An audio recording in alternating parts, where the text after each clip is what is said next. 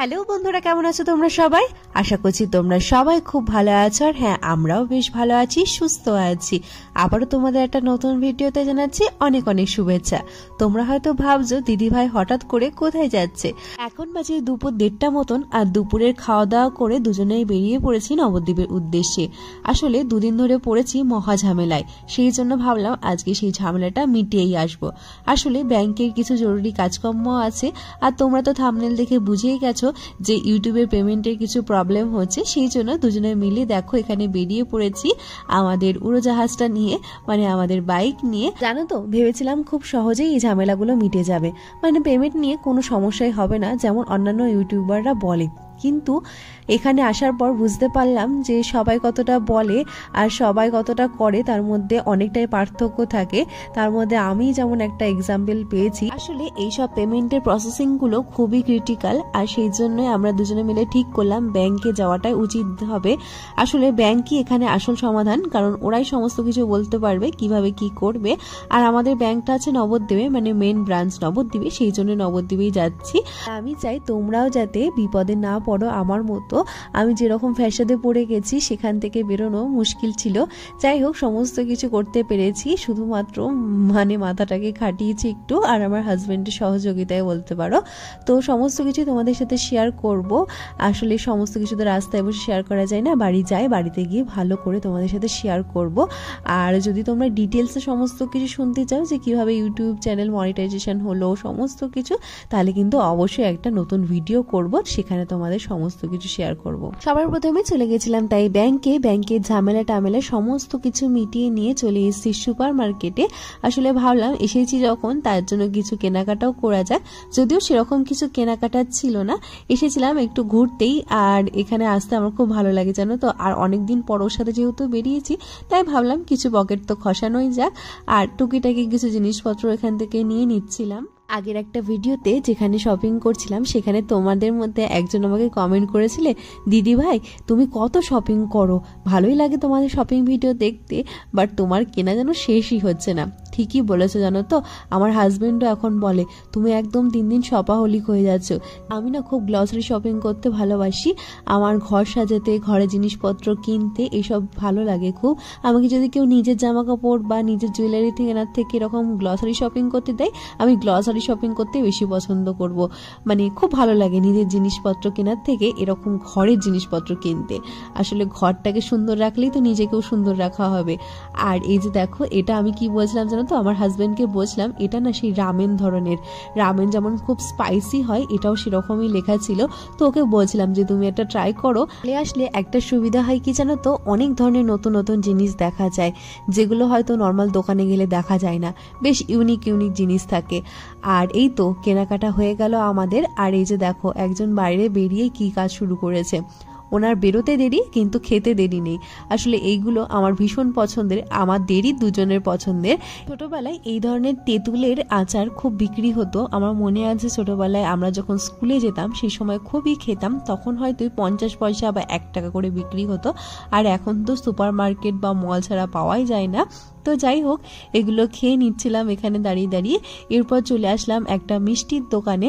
মিষ্টি কিনতে না, এখানে খাচ্ছিলাম দই। মিষ্টি দই কিন্তু নবদ্বীপের খুবই ফেমাস, তোমরা যদি কখনো আসো অবশ্যই ট্রাই করে দেখতে পারো। পর চলে এসেছি এখানে একটা ফুচকার দোকানে। আসলে খুবই ফুচকা খেতে মন চাইছিল, আর ও এখানে নিয়ে নিয়েছিল ঘুগনি। সত্যি বলতে ঘুগনিটা খুবই সুন্দর ছিল, যদিও নিরামিষ ঘুগনি ছিল, বাট খেতে কিন্তু অসাধারণ ছিল। আর এখানে আমি নিয়েছিলাম 1 প্লেট দই ফুচকা, যেটার মধ্যে দই ছিল না, মানে দইয়ের পরিমাণ এতটাই অল্প ছিল যে সেটা বোঝা যাচ্ছিল না। আর সেই সব খেয়ে তো আমার মোটেও পছন্দ হয়নি। যাই হোক, কোনো মতে খেয়ে চলে আসলাম এখন বাড়ির উদ্দেশ্যে রওনা দিতে। এখানে চলে এসেছি আমাদের নবদ্বীপ ঘাটে।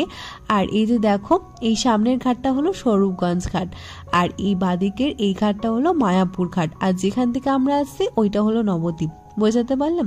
এখানে যাচ্ছি আমরা আমাদের সরুগাছ ঘাটে, আর এখান থেকে দেখো ওই পাশটাতে দেখা যাচ্ছে মায়াপুরের ঘাটটা। কখনো দেখাবো তোমাদের ওখানে গেলে। যখন আমি উচ্চ মাধ্যমিকে পড়তাম তখন খুব যেতাম জানো তো, প্রতিদিনই আমাকে নবদ্বীপ যেতে হতো পড়াশোনা করার জন্য। ওখানে ছাড়া ভালো টিউশনই পাওয়া যেত না। যাই হোক, একসময় কিন্তু খুবই যাওয়া আসা করেছি এই ফেরিঘাট দিয়ে, এখন তো খুবই কমে গেছে। আর এই যে এটাই আমাদের ফেরিঘাট, সরুগঞ্জ ফেরিঘাট। চলে এসেছি আমাদের রাস্তায়, আর একটু পরেই আমাদের বাড়ি। আর এই যে দেখো রাস্তায় যেতে যেতেই না এখন চোখে পড়ছে এই লাল ধরনের ফুল, মনে হয় পলাশ বা কৃষ্ণচূড়া। এত সুন্দর লাগছে, গাছগুলো একদম ভরে উঠেছে লাল রঙের ফুলে, জানো তো। তোমাদেরকে কাছে আসলে একটু দেখাবো সুন্দর করে। চলো এই সুযোগে আগের ভিডিও থেকে কয়েকটা কমেন্ট ছিল সেগুলোই পড়ে নি। বাংলাদেশ থেকে এক ভাইয়া জানিয়েছে তোমার ভিডিও না দেখলে মনে হয় আজকে কিছু নাই। তো খুব সুন্দর লেগেছে ভাইয়া, রেগুলার ভিডিও দেওয়ার চেষ্টা করব। প্রীতম মোহাম্মদ নেক্সট ভিডিওতে নামটা নেওয়ার জন্য বলেছিল, যাই হোক নামটা নিয়েই নিলাম। এরপর চলো নেক্সট কমেন্টে। এক আঙ্কেল প্রশ্ন করেছিল এতদিন কোথায় ছিলে? কোথাও যাইনি, এখানেই ছিলাম, শুধুমাত্র ভিডিও বানাতে পারিনি না। এখানে আমাকে বলেছে দিদি ভাই তোমার সাথে দেখা করার খুব ইচ্ছে। তো সত্যি বলতে আমারও খুব ইচ্ছে হয় জানো তো তোমাদের সকলের সাথে দেখা করতে, আর বিশেষ করে মানে কিছু মানুষের সাথে দেখা করার ভীষণ ইচ্ছে জাগে। এখানে একটা ঘটনা শেয়ার করি জানো তো, এবছর যখন কলকাতায় গিয়েছিলাম মানে মেটিয়া বুরুজে, তখন না একদিনকে আমি যাচ্ছিলাম রাস্তা দিয়ে, তো এক ভাইয়ার সাথে আমার দেখা হয় এবং সে হঠাৎ করে জিজ্ঞেস করে যে তুমি ভিডিও করো না এবং তুমি মেঘা শেখ ব্লগস। সত্যি বলতে ওই জিনিসটা শুনে এত ভালো লেগেছিল যে কেউ এসে আমাকে চেনে শুধুমাত্র আমার ভিডিও থেকে। তো খুব ভালো লেগেছিল। তোমরা যদি কখনো এরকম দেখতে পাও না, আমি তো চিনবো না, তোমরা কিন্তু অবশ্যই এসে একটু কথা বলো। চলে এসছি বাড়িতে, আর বাড়িতে এসেই দেখো কি দারুণ মেঘ করেছে। ভাগ্যিস চলে এসছিলাম, নইলে হয়তো রাস্তায় দাঁড়িয়ে দাঁড়িয়ে ভিজতে হতো। আর কিছুক্ষণের মধ্যেই হয়তো বৃষ্টি নামবে। আর এই দেখো বলতে না বলতেই বৃষ্টির দেখা শুরু হয়ে গেল। এখন বাজে ওই 5টা সাড়ে 5টা মতো, আর এখন দেখো ঝমঝমিয়ে বৃষ্টি নেমেছে।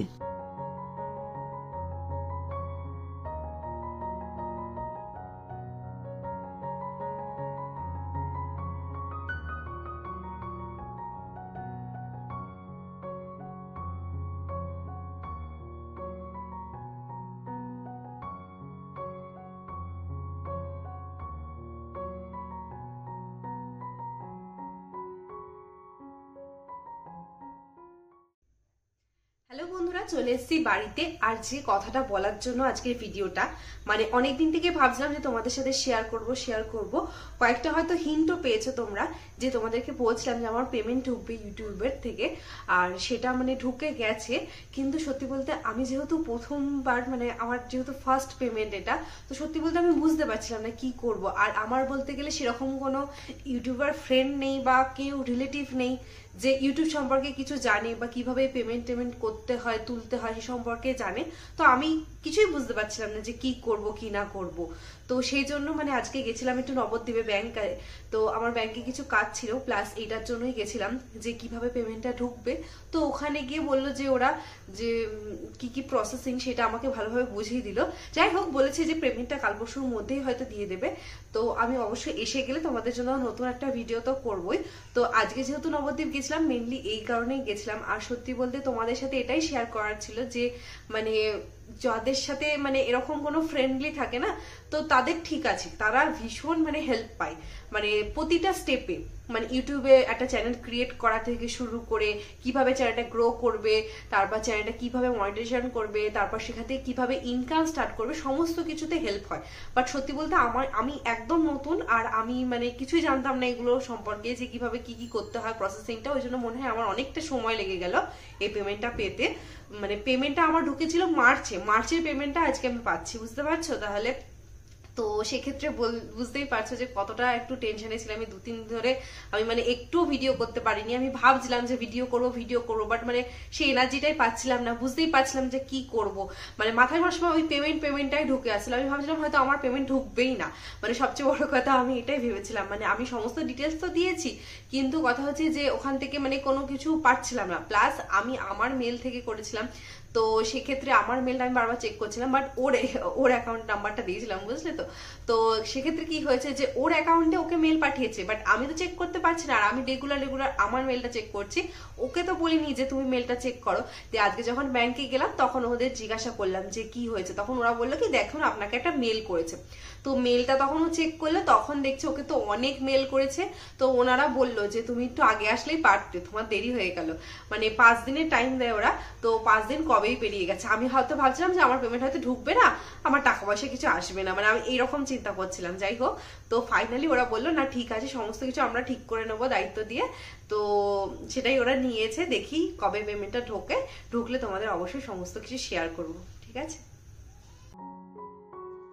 নবদ্বীপ গিয়ে তো ফুচকা খেয়ে একটুও ভালো লাগেনি, সেই জন্য ভাবলাম যে আবারও সকলের জন্য ফুচকা আনা যাক।